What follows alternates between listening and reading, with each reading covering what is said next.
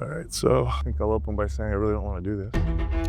One of the hosts of the podcast Mind Pump. With Sal. Sal DiStefano here. He is one of the hosts of his own podcast, Mind Pump, which I've been a fan of for quite a while. Today on the show is Sal DiStefano. Sal DiStefano, welcome to the American Glutton Podcast. If you don't know Sal, he was a personal trainer for many, many years before starting Mind Pump. In Mind Pump, we're gonna catch Sal's workout this morning. Sal's headed in, he's gonna start working out at 7. He sent me a text yesterday saying that he wasn't lifting too heavy. I'm not going heavy, I just don't have the strength.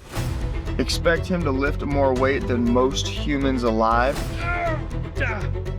Thanks for having me on, man. I really appreciate it. Thank you.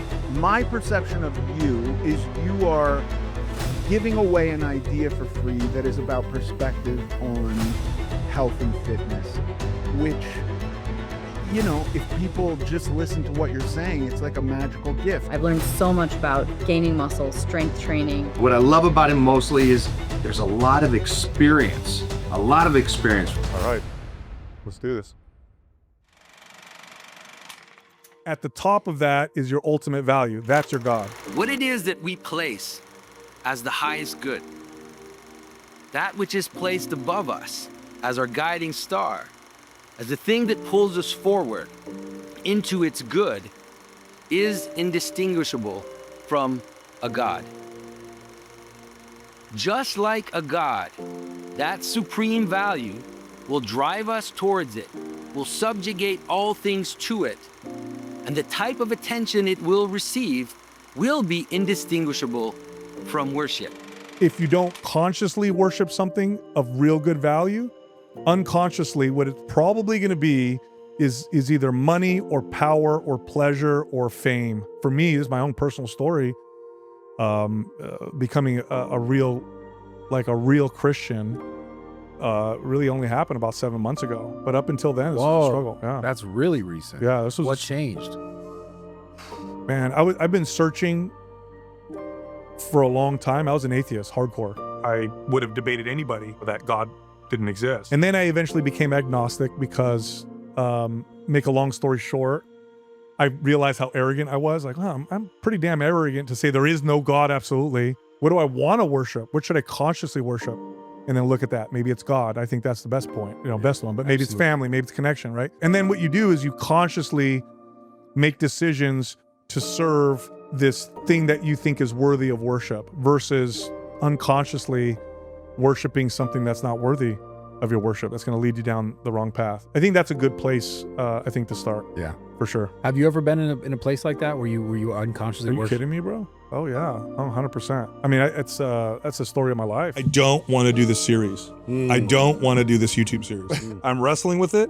I don't want to do it. I'm trying to convince myself not to. I'm coming up with ways to twist it so that it still becomes about me. There's only one direction I can do and do this right. It can't be for anybody but God. It has to do it for Him. Why did you identify like that? Because the world evidence to me was like, oh, there's no magic. It's all science and what's in front of your face. It's the physical world. So I was always searching. So that's how it started. Real atheist is actually closer to God than somebody who doesn't think about this stuff. Because a real atheist is looking. Now, the interesting thing, though, it's often at the intersection of disappointment and hope that Jesus shows up. Is this real, though? Can I really believe this? Can I put my hope in it? Kind of moving in that direction, but I never really took the leap of like faith. Like God is real, Jesus was real, He did this for us. Never did that. And then I had a crazy experience. Wild, bro. My wife noticed some like movement issues with my daughter. She was 1. Like, nobody could tell, but moms are very intuitive. So she's like, I think something might be up with the baby.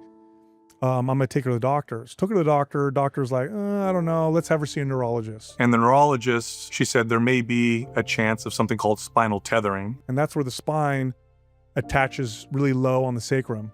And what happens is as the baby grows, the spine will stretch and then they'll lose function of their lower half of the body. So I'm driving to the pediatrician's office and I'm praying out loud. And the way I'm praying is like this. I'm like, God, I don't know if you're real. I want to believe you're real, but I don't know if you're real. I need you to show me in obvious ways. Like, forgive me if you are real that I'm asking you for this, but you need to show me because I just need to see something that I can't explain away. So then I go to the studio because I'm like, we're supposed to record a podcast. There was a parking lot that was next to our studio, and downtown sometimes you see homeless people or whatever. So as I'm pulling into the parking lot, there's a homeless dude building a fire in the middle of the parking lot. He's got a mattress next to him. His buddy's passed out. So I pull in the parking lot on the far end, and I look in my rearview mirror, and I'm like, maybe I'll ask this guy to pray for me. Like, I don't even walk past him. I'm walking away from him, okay? So I'm like, I'm not going to ask this guy for anything. So I'm walking away, and then I hear, excuse me, sir. Excuse me. Turn around. It's a fucking homeless dude. So I'm like, so I walk up to him. I said, what's up? And he goes, have a nice day. So I said, you know what? I said, can you do something for me? I didn't give him money or anything. I just asked him. I said, can you do something for me? He says, sure. I said, can you pray for me? And he says, yeah, I could pray for you. He said, what's going on? I said, well, we're taking my daughter to the pediatrician today to get looked at. And then he interrupts me and he goes, is it her spine? Shut the fuck up. I swear to God. Shut up. Listen, No. Listen to me, I swear to God. No. Listen to me, I swear to God. No, bro. I swear on everything. I mean, it's hard not to get choked up talking about it. It's true. So it hit me like a brick, bro. Like he said, is this something with her spine? So I felt like someone punched me. So I said, yeah. I said, actually, maybe. I said, we're going to get an MRI. We need to see if she has something called spinal tethering or whatever. And he says, I'll pray for you. I'll pray for you. I said, is there anything I can do for you? And he said, no. He goes, you've done more for me than society's done in a long time. Thanks for talking to me. Here's a second punch I felt, because the day before that, I had just started reading scripture, which I'd never done before. And one of the first things I read was a story about Jesus and how he said the line, what you do to the least of you, you do to me. In other words, how you treat the worst in society, you're doing that to me. I remembered that right there, because the guy said, you did more for me than society's done in a long time. So I must have looked like a ghost. I walked in the studio, I sat down in my chair, and my partners were looking at me. They could obviously tell something happened. Sal, what's the matter? What's wrong? And I can't talk. I'm afraid of opening my mouth. So finally I start talking, and I start to tear up, and I'm tears are coming down. I tell him, like, I don't know. That was God, man. He goes, I don't know what that means. But that was definitely obvious. I asked for obvious. He sent me something obvious. So I get to the pediatrician. Now, mind you, one of the challenges we were going to have with this test was that my daughter, she's 1, she's shy. She doesn't want, when we go to the doctor, she's grabbing onto my wife and buries her head and doesn't want to come off. And if we peel her off to get weighed or checked, she cries. Yeah. So I'm already like, how is she going to do this test? My daughter's going to cry the whole time. She's not going to want to do anything. Because the test involved picking this up, climb over here, reach for this. Can you say this? Can you do that? Right? I'm like, what's going to happen? Bro, I get there. We bring my daughter in there. And all of a sudden, my daughter becomes a performer. Everything the pediatrician asked, it was like, bro, what the She's climbing, she's reaching, she's laughing, she's interacting for the whole thing. Pediatrician looked at us, she goes, for sure, she's fine. You don't need to do a test. And that was it, man. I was like, that's it. I'm a Christian, 100%. And that was it. It's been a long journey, seeking meaning, seeking truth. And then I found Jesus, and he changed my heart. He transformed my heart. And supernatural is the only word I can describe for what he's done for me and what he's doing for my family. In the name of the Father, Son, and the Holy Spirit, I'm going to baptize you right now. I was cynical. I thought I was logical. I was stubborn and arrogant. And it took me almost getting destroyed to finally reach out. And when I did, he grabbed me. And it's the best thing I ever did.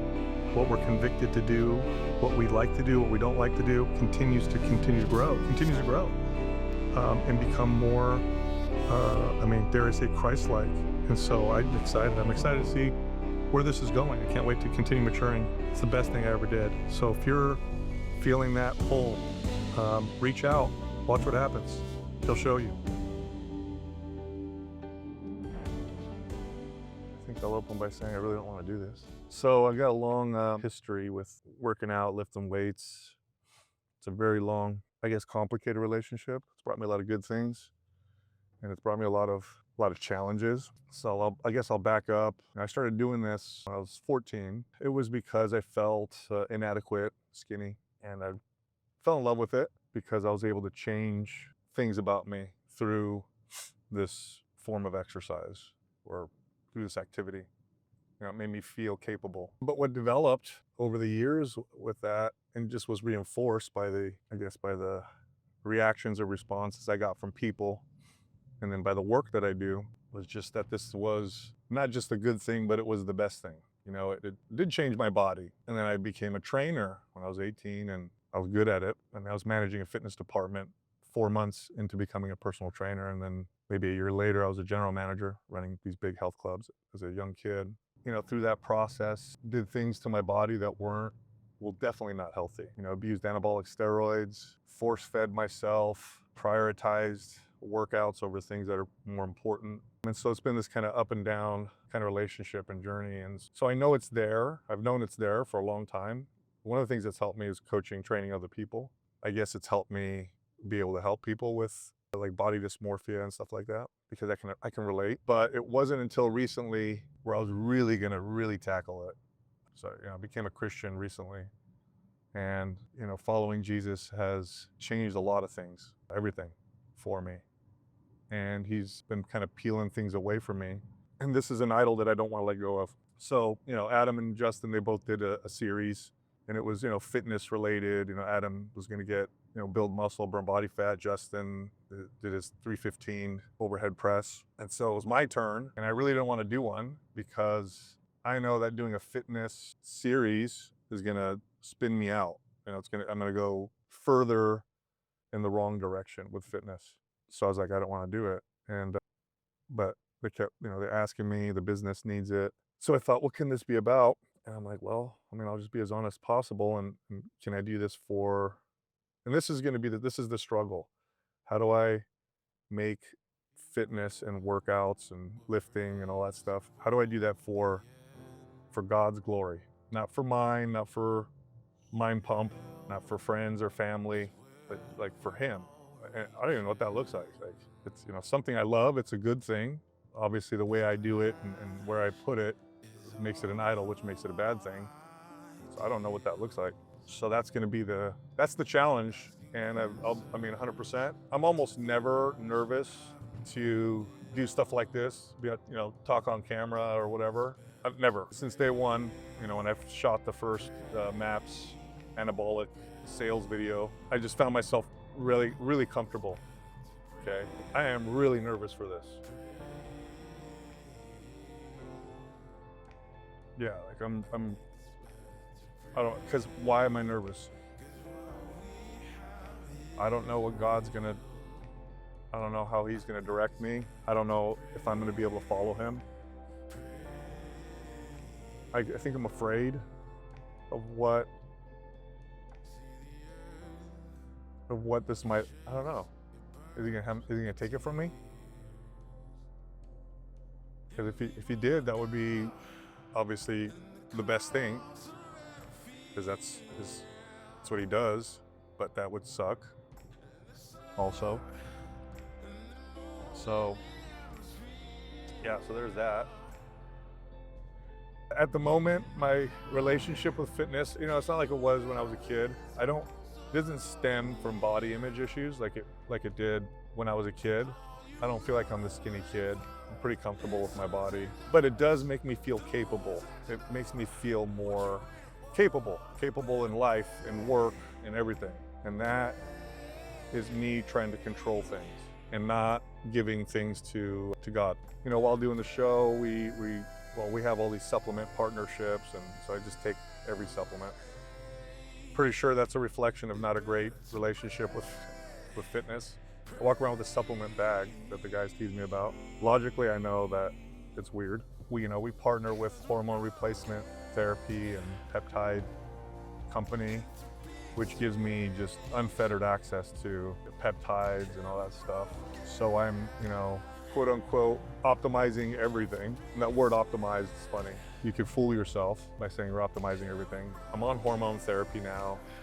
I did need it through testing, but I'm optimizing every hormone: thyroid, growth hormone, testosterone. I've tried every peptide. I can logically, I can make an argument that's fine. I'm optimizing things. I'm healthy. I get blood work.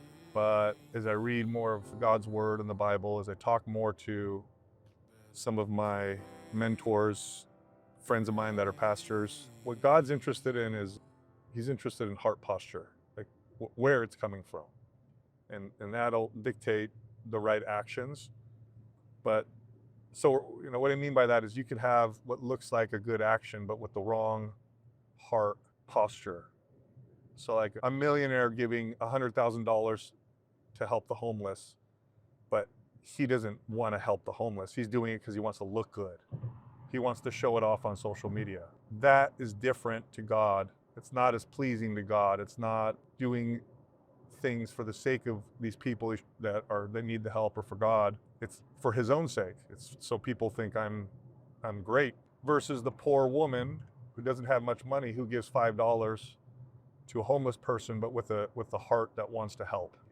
God's after heart posture. So, I could be doing all the safe, blood work and using all these things and working out, and on paper I look healthy, but he knows my heart posture. He knows why I'm doing it. And a lot of it's for my glory, because I want to feel capable. I want to feel strong. I want to feel powerful. And the crazy part is I'm not. The more that I follow Christ, the more that I realize more and more and more that I need him, that I'm not this, I can do it all, that I'm not powerful, that I have to rely on him. The more, as I focus on him, I see just how far away I turn from him all the time, and that he just continues to give me grace. And so it's a myth, where I think I'm trying to make myself my own God all the time. It's so funny, I used to talk like that. I used to say things like, I can do anything I put my mind to, or I'll work harder than anybody, or, I'll meet any challenge, very proud of it. Gives me that feeling, that drive. And from a worldly perspective, it's true in some ways. Right? I was able to help build a successful business, been an entrepreneur since I was a kid, done the things, but that's not what you want. That's not what I want. Because I'll get those things, but that's not what brings peace. So that's what we're gonna do. So I don't know what my workout's gonna look like. I don't know what I'm gonna do. I know what I'm gonna do today. Today I'm gonna go lift some weights like a meathead. I'm gonna do an upper body workout, and I'll talk about it and tell you about the exercises and why I do them and how I do them and all that stuff. And I don't know what each workout's gonna look like. I'm pretty sure that God wants my heart posture to change, and then that'll reflect in my actions. So I'm not trying to just do the actions, like, oh, this is gonna be the action that he wants, with the wrong heart posture. So it's a mystery. I don't know what this is gonna look like, but we'll see. And then I got, on the other side of this camera, I got Dylan filming me, and the perfect guy to do this. He's also been following Jesus, and we've had quite a few conversations over this. And so I told him, hey man, pray, and let's let him guide us and see what this ends up looking like. So bear with me. It's gonna get, I don't know what it's gonna look like. We'll see. All right, let's do this.